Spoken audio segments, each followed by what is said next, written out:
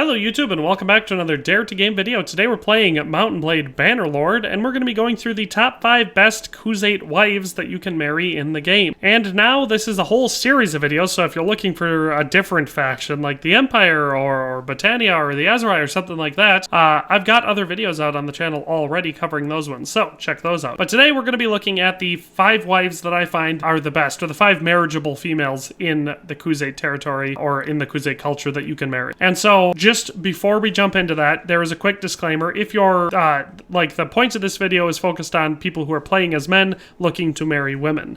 If you're playing as a woman and looking to marry a man, the standards for who you should choose are very different. Basically, you should just try to find the person that has the most stuff, whether they're the leader of the most powerful clan or the leader of the entire kingdom, or they just have a lot of castles. That's who you want to marry, because once you marry someone in this game, they join your clan or you join theirs, but you start controlling things as long as it was theirs to control. So sometimes you'll marry someone because they're in a powerful clan with a lot of settlements, but the settlements weren't actually that person's. The only way to get it is if they're like the leader and they personally actually are in charge of that castle/town. But anyway, I digress. Today we're going to be focusing on the things that make a good wife in the game. And those things are being young, not having negative traits, or at least having only traits that are compatible with the playstyle that you're going for, having good starting stats, and as a special bonus, I guess, maybe good armor. Although I always say, don't marry a spouse in this game specifically for good armor. You can get good armor all over the place. Pick a good spouse that's going to fit your playstyle and help you build a clan. But with all that in mind, let's dive on in and start off with number 5 on this list. So, starting us off, we have Alijin, and she is originally from the Urkunate clan,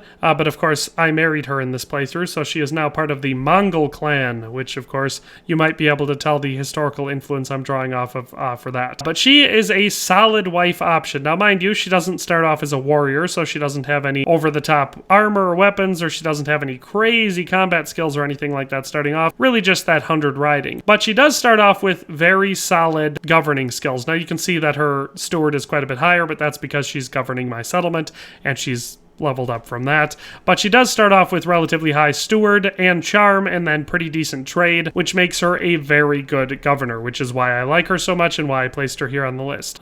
She's also quite young, so you can see she's only 19 years old. You can also see she's pregnant, so she's already producing a child. She does have the negative trait of being close-fisted, but that doesn't make a huge difference in a spouse, but she does have calculating, which is a good thing for a spouse. So definitely a solid wife option. You can see that her father is Manchug, who you might recognize as the ruler of the Khuzaits. So, you know, definitely if you're going for roleplay and you want to get yourself married into a powerful family and you're doing that from a Khuzait perspective, can't get much more powerful than marrying the daughter of Manchug. So, roleplay-wise, I think it's very nice. She's also not scary to look at, so that's always a benefit. I'm yours to command. She's an agreeable wife. She doesn't come off as annoying, condescending, snarky, all that sort of stuff that you'll oftentimes get in the higher level, higher tier wives in the game. She's not like that. I've never been annoyed by her even once. So I don't ever find a problem with her as a spouse in this game. And like I said, gotta love marrying the king's daughter. So that is my number 5 spot. She makes an excellent governor, but doesn't really have any special combat stuff going on with her. So if you're looking for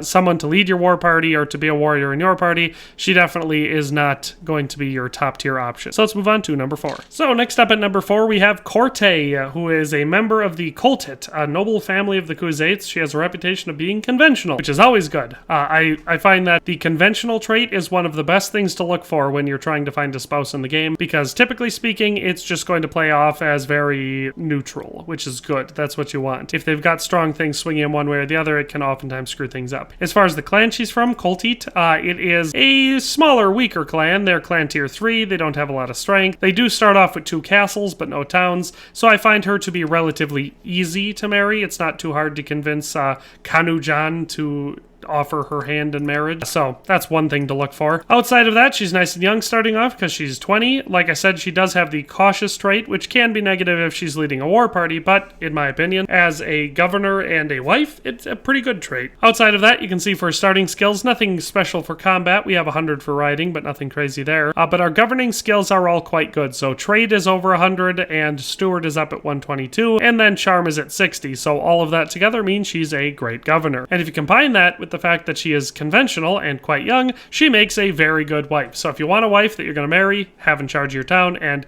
you want to have lots of children, Khuzait is an excellent option, and that's why she takes the number 4 spot on this list. I I don't think I know you. Peace to you, stranger. So personality-wise, she's not going to be aggressive or overbearing or annoying or grating or any of that sort of stuff. Very agreeable, very solid. That's number 4, Corte. Let's move on to number 3. All right, so at number 3, right in the middle here, we have Mela, who, well, it just says Mela is a member of the Oberit, a noble family of the Khuzait. She has a reputation of being just and honest, but ungrateful. So ungrateful is a particularly bad trait for a wife, but she kind of makes up for it because she's got a lot of good stuff going for her in here. For one thing, she is part of the Oberit clan, who is a weak clan. They're clan tier 2. They start off with a castle. They don't have a lot going for them. Gasukan is the leader of this clan, and so it's pretty easy to marry her. It's not too hard to convince him into it. Really, if you've got even a moderate amount of gold and some horses, it's pretty easy to make that trade. So, as unromantic as that may sound, pretty easy to make the convincing argument here because they don't have a whole lot of money to start with. The more powerful the clan is, the harder it is to convince them to let you marry into them. But outside of that, she's also got some other stuff going for her. So she's 23, so not as young as she could be, but also plenty young to have a family.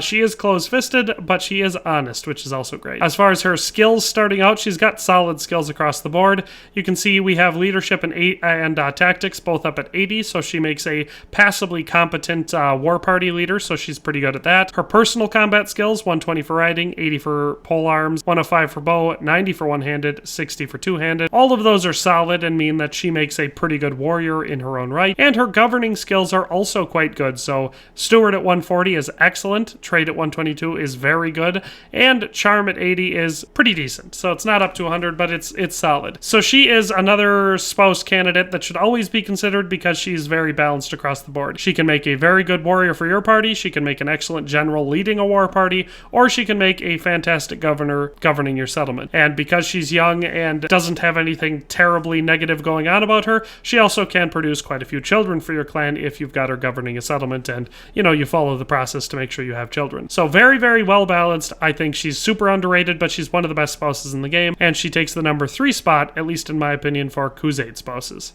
Well now, stranger. Peace to you.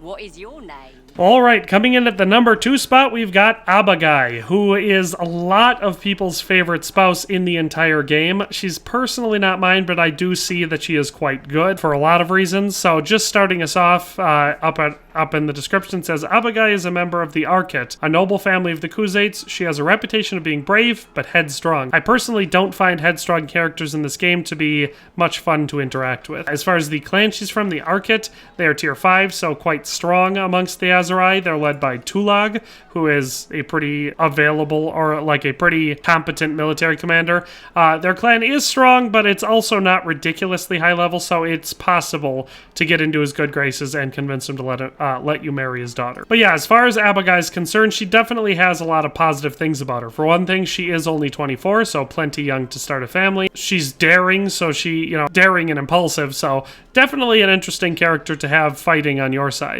As far as her stats are concerned, she's very solid across the board. You can see lots of good stats down here. Her leadership and tactics are both 100, so she's a pretty good party leader. Her personal combat skills, 180 for polearm, 140 for riding, 150 for bow, 180 for one-handed, 120 for throwing, 120 for crossbow, which is interesting, and 180 for two-handed, so you can put basically any weapons on her and she's going to perform pretty well with them. So she makes a solid warrior for your individual group. As far as her governing ability, it's slightly less good. She does have 80 for charm, which is better than nothing, but she doesn't have any noticeable trade or stewardship abilities, so she's definitely a better spouse if you're looking for someone to fight with. Either have her in your party and fight just as a warrior for you, or to lead her own war party. That being said, obviously she can be trained up. If you put her in charge of a settlement, she'll level up those skills too. But with all that in mind, I know a lot of people love Abagai. I don't personally find her to be that enjoyable to be married to in this game, but I do see the benefits of it. She's got decent armor and solid weapons starting off, and definitely really, really good fighting stats. Well now, stranger. Peace to you.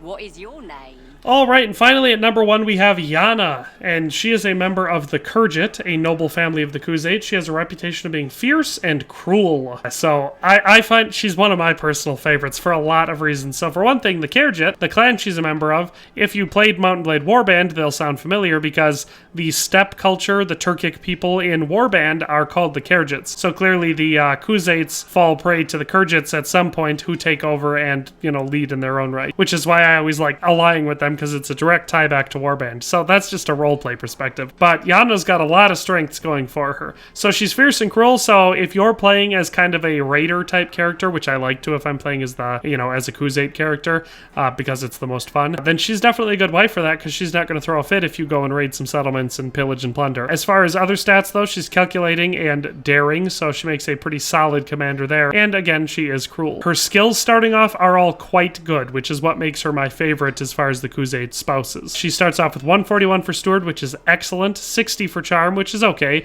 and 120 for Trade, which again is really good. So all of that combined makes her just a really, really good governor. On top of that, her personal combat skills are all pretty solid. 100 for riding, 120 for polearm, 100 for bow, 120 for one-handed, 120 for two-handed, 80 for crossbow, 80 for athletics, and 80 for throwing. So real solid across the board. Definitely specializing in just a couple areas, but you can give her basically any weapons and she'll be pretty good with them. But again, where she really shines is, other than being a governor, which she's really good at, is being a war party leader. She's very good at that. So she has 140 for leadership and 140 for tactics, making her a really, really good general. So if you're looking for a wife that can be a really, really effective governor or a really, really effective war party leader, like I said, she starts off at 23, so she's plenty young. So if you want to have children, she's a excellent option for that, but she's just so good at everything else she does too. Plus she starts off with really good weapons and armor, so if you need to steal them early game because you have to steal from your spouse, which of course is wrong, but if you have to do that, her stuff is pretty good. It's been a while. So yeah, that is my best Khuzait spouses, or at least best Khuzait wives, my top 5. If I missed one that you think is a better one, why don't you let me know down in the comment section, or if you've married one of these and you just couldn't stand being married to her, let me know. But that's all for today, and we'll see you next time. Thanks for watching another Dare to Game video. If you liked this video, please leave a like and a comment. If you haven't already, be sure to subscribe to the channel. If you like my content and would like to support this channel, consider becoming a member today for as little as $1.99 a month. It makes a huge difference. But in any case, thanks for watching and have a nice day. I'll see you next time.